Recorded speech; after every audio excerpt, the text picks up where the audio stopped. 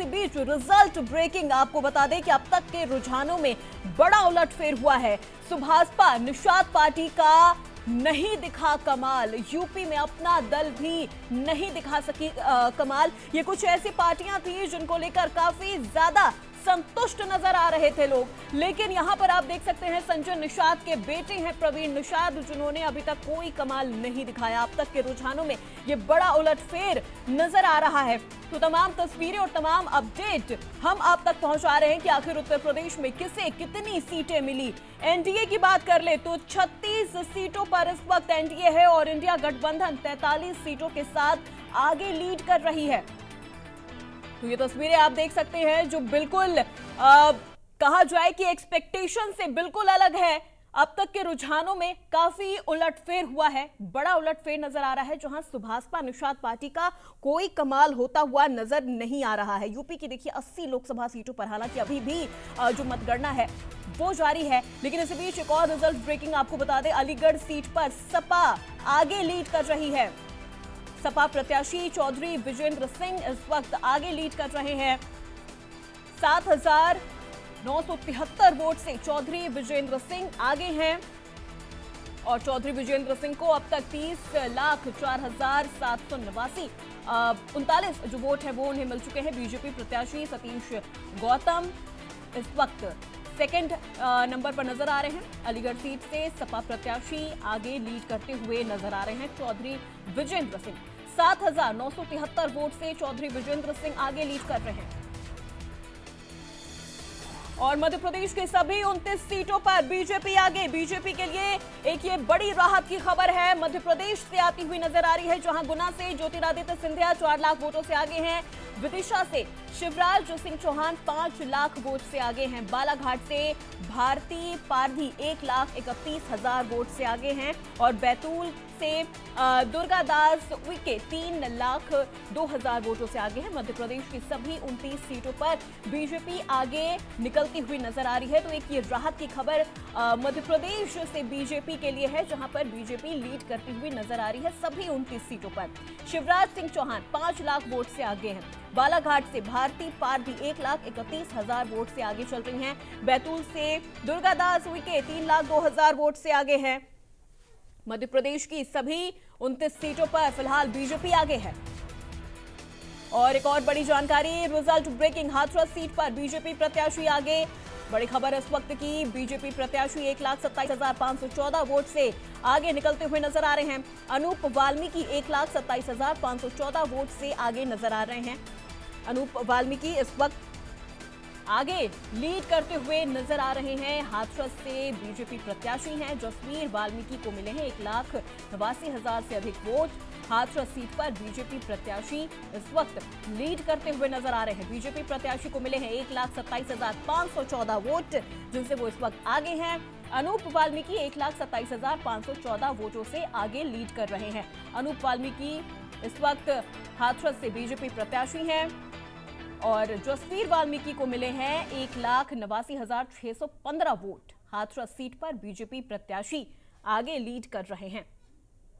BJP प्रत्याशी 1,27,514 वोटों से आगे लीड करते हुए नजर आ रहे हैं। अनूप वाल्मीकि हैं बीजेपी प्रत्याशी हाथरस से, जो 1,27,514 वोटों से आगे बढ़ रहे हैं।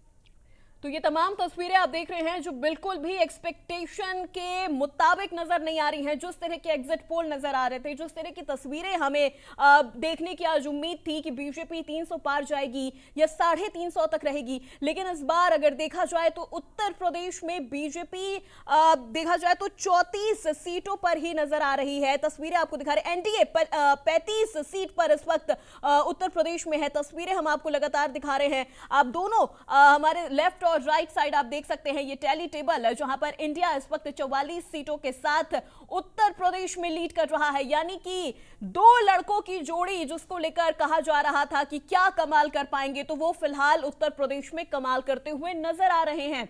अखिलेश यादव और राहुल गांधी की पार्टी इस बार एक साथ चुनावी मैदान में है और उसका कहीं ना कहीं जो फायदा है वो इस वक्त उत्तर प्रदेश में नजर आ रहा है।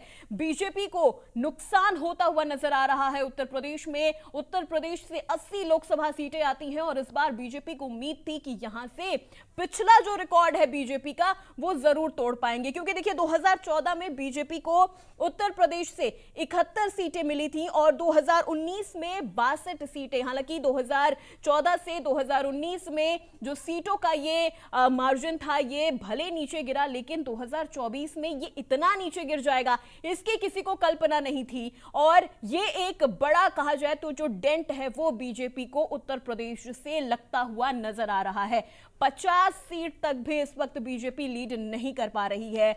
तस्वीरें हम आपको लगातार दिखा रहे हैं। इंडिया गठबंधन 44 सीटों के साथ इस वक्त लीड कर रही है उत्तर प्रदेश में, जहां से बीजेपी को सबसे ज्यादा उम्मीदें थी। और ऐसे में तस्वीरें अब आपको अलग अलग राज्यों की भी हम दिखा रहे हैं। कई राज्यों में बीजेपी विपक्षी पार्टियों को क्लीन स्वीप करती हुई भी नजर आ रही है। उत्तराखंड की बात कर ली जाए तो बीजेपी उत्तराखंड में 5 सीटों पर लीड कर रही है। कांग्रेस का खाता भी नहीं खुल पाया है, तो उत्तराखंड की तस्वीर भी आपको दिखा रहे हैं जहां पर 5 लोकसभा सीटें हैं और 5 लोकसभा सीटों पर बीजेपी लीड कर रही है। कांग्रेस का यहां पर खाता भी नहीं खुल पाया है, बीएसपी का भी खाता यहां पर नहीं खुल पाया है। और इसके अलावा जो रिजल्ट ब्रेकिंग है वो देखिए हम आपको लगातार दिखा रहे हैं, कौन कहां से पीछे चल रहा है और कौन कहां से आगे है। यूपी में एनडीए को 35 सीटें मिली हैं और इंडिया गठबंधन 44 सीटों के साथ लीड कर रही है। मिर्जापुर से अनुप्रिया पटेल आगे चल रही हैं। अमेठी से स्मृति ईरानी पीछे हैं। अरुण गोविल 1849 वोटों से आगे चल रहे हैं। अरुण गोविल से काफी ज्यादा उम्मीदें थी, एक छवि थी अरुण गोविल की तमाम देशवासियों के मन में। राम के किरदार निभा के वो जिस तरह से उन्होंने राम के किरदार को उन्होंने जीवंत कर दिया था, उसके बाद काफी ज्यादा उम्मीदें लोगों को अरुण गोविल से थी।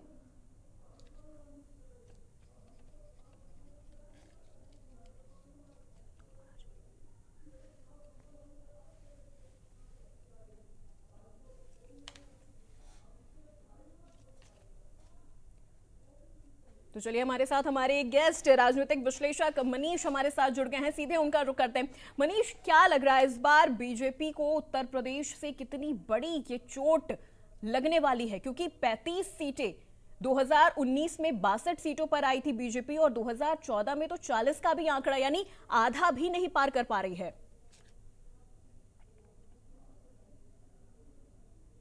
बार यूपी में काफी नुकसान हुआ है, थोड़ा नुकसान हरियाणा में भी हुआ है, राजस्थान में भी हुआ है। लेकिन हमें ये देखना होगा कि ये प्रधानमंत्री के विरोध में वोट नहीं है। पूरे भारत में प्रधानमंत्री जी का एंडोर्समेंट हुआ है, उन्हें वोट मिला है और एनडीए गठबंधन 300 सीट के आसपास है। अब यूपी में मुझे लगता है कि मायावती जी जो शून्य पे हैं, मायावती जी के जो वोट का ट्रांसफर हुआ है वो हमें शाम तक या कल तक पता चलेगा एनालिसिस से कि मायावती जी का वोट किस तरफ ट्रांसफर हुआ है, क्योंकि मायावती जी का कोई भी कैंडिडेट इस बार चुनाव जीत नहीं रहा। बिल्कुल, लेकिन मनीष जी देखिए, अरुण गोविल तो मेरठ से आगे चलते हुए नजर आ रहे हैं, लेकिन अगर बात अमेठी की कर ली जाए, स्मृति ईरानी जो 2 बार की विजेता रही हैं, लेकिन उसके बावजूद तीसरी बार क्या हो गया उन्हें? देखिए, यही प्रॉब्लम है यूपी में। सबसे बड़ी प्रॉब्लम यही है कैंडिडेट्स का सिलेक्शन। जब आप कैंडिडेट्स रिपीट करते हो, बार बार वो कैंडिडेट जनता के पास जाते हैं, तो जनता की एक्सपेक्टेशन बदल जाती है। आप देखिए, बीजेपी अयोध्या जैसी सीट पे भी आगे पीछे चल रही है, 1000-2000 मतों का अंतर चल रहा है, कभी आगे हो जाती है, कभी पीछे हो जाती है। तो ये बीजेपी के लिए भी इंट्रोस्पेक्शन का समय है कि कैंडिडेट्स का सिलेक्शन एक बहुत बड़ा इशू कहा जा रहा है।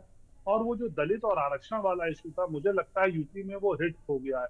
लेकिन अब ये भी समझने की बात होगी कि यूपी में हिट हुआ है और बिहार में एनडीए अपनी परफॉर्मेंस मोर और लेस रिपीट कर रहा है। मध्य प्रदेश में जो 1 सीट कांग्रेस जीती थी वो भी एनडीए जीत रहा है, 29 में से 29 सीट बीजेपी जीत रही है। तो अब हम इसके लिए इसका इंटरप्रिटेशन यही करते हैं कि यूपी में जो कास्ट बेस्ड पॉलिटिक्स है वो मुद्दा जमीन तक पहुंच गया है, विपक्ष उसे जमीन तक पहुंचाने में सफल रहा है और कांग्रेस का भी कुछ कोर वोटर जो था, जो सुस्त पड़ गया था, वो इस बार जागृत हुआ है। तभी कांग्रेस की विधानसभा में 2 सीटें हैं और लोकसभा में वो 7 से 8 सीट पर इस बार अच्छी फाइट दे रही है और उम्मीद है कि उसका नंबर पिछली बार से कहीं अच्छा होगा। राहुल गांधी जी भी लगभग 2 लाख वोट से रायबरेली में आगे चल रहे हैं, तो वो जीती मानी जाएगी। और अमेठी में भी मुझे लग रहा है 1 लाख वोट का अंतर अभी तक हो चुका है। तो मोर और लेस इतना बड़ा मार्जिन है, ये कवर नहीं हो पाता। मुझे तो ये लग रहा है मोहनलालगंज वाली सीट भी आर के चौधरी जी जीत जाएंगे। तो ये बीजेपी को ये आकलन करना होगा कि ठीक है, बिल्कुल विधानसभा के बाद मनीष जी, आपको लोकसभा यहाँ पे का। रोकना चाहूंगी। भगत सिंह जी भी हमारे साथ जुड़ गए हैं। भगत सिंह जी, देखिए, कांग्रेस ने जिस तरह से रायबरेली सीट से राहुल गांधी के नाम का फैसला बिल्कुल अंतिम चरण में किया था, तो ऐसे में क्या लग रहा है, क्या ये फैसला काफी कारगर कांग्रेस के लिए साबित हो रहा है? अगर राहुल गांधी अमेठी से लड़ते तो भी वो जीत जाते, क्योंकि जिस तरह से स्मृति ईरानी का हाल हम देख रहे हैं। जी जी जी, इसमें जो कांग्रेस पार्टी ने भी अच्छा बाउंस बैक किया है।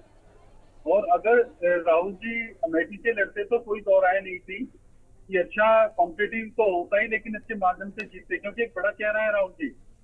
हाँ, हालांकि पिछले चुनाव में उनको डिफीट मिली, उनको शिकस्त मिली, लेकिन ये जरूरी नहीं है कि हर बार वही समीकरण सामने आए। कहीं ना कहीं किसी हद तक इंडिया गठबंधन, सपा और कांग्रेस ने अपने आईडी तक का जोर लगाया है, जी। इस वजह से वो इस मुकाम तक पहुंचे हैं। चाहे वो जातीय समीकरण रहा हो, चाहे वो मुद्दों की लड़ाई हो, चाहे वो विकास रहा हो। कहीं ना कहीं अगर देखा जाए तो बीजेपी और एनडीए में कहीं चूक हुई है, इस वजह से या तो बहुत ज्यादा ओवर कॉन्फिडेंस हो गए, या वो उन मुद्दों को नहीं पकड़ पाए, या जनता की नब्ज नहीं तलाश कर बिल्कुल पाए। बिल्कुल, भगत जी, आपको यहाँ पे रोकना चाहूंगी। सीधे न्यूज रूम का रुख करते हैं, जहां से मेरे सहयोगी पराग हमारे साथ जुड़ गए हैं बड़ी ब्रेकिंग के साथ। तो पराग,